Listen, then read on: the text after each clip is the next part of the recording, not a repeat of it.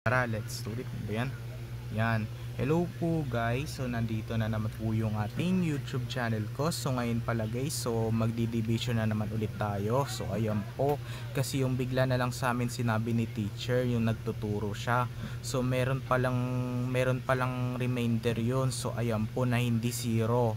So ayan po, kasi ganito ang gagawin natin. Kasi ang sinabi ni teacher sa sagot ay halimbawa sinabi niya 36 remainder 3. O ayun yung sagot. So yun yung quotient. So kasi ganito ang gagawin natin. So itatry natin sa sa 268 divided by 3. So itatry natin dito guys. So ayan po, kasi ang nakabasa dito ay division in remainders.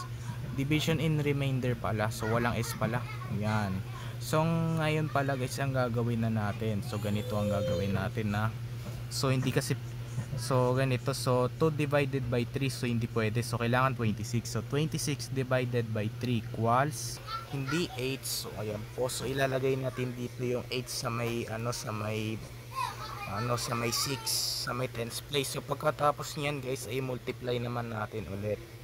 Ayan, so 8 times 3, hindi pala baliktad. So anong pipiliin natin guys? So 8 times 3, so 3 times 8, so 3 times 8 equals hindi 24. So ayan po, so ilalagay natin dito yung 24 sa may 2 at saka sa 6, at saka i-subtract naman natin. So 26 minus 24 equals 2, at saka i-bring down naman natin yung 8.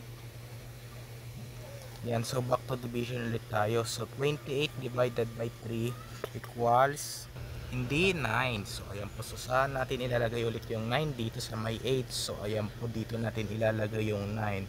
So pagkatapos yan guys ay multiply naman natin ulit. So ayan po, so 9 times 3 equals 27. So ayan po, 27. So tsaka i-subtract naman natin. So 27, hindi pala, mali. So 28 minus 27 equals 1. So ang tamang sagot natin ay 89. So kailangan isulat natin dito yung remainder 1, kasi ito yung ating remainder Kasi ibig sabihin yan, kasi bigla na lang sa amin pinakita ni teacher yung sagot namin, yung sinagot pala niya. So ang sagot kasi natin dito guys ay 1889 remainder 1. So ayan po, kasi walang hindi sila kumpleto. So ayan po, hindi sila kumpleto, hindi sila buo. So naiwan lang yung yung ibang stick na paghahati natin, kasi ibig sabihin yan ay may sobra pa. Ibig sabihin ang sagot natin ay ito 89 remainder 1. Ito ang sagot natin guys.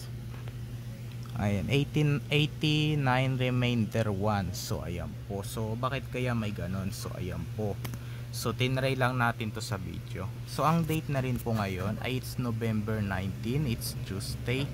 So bye, yun lang.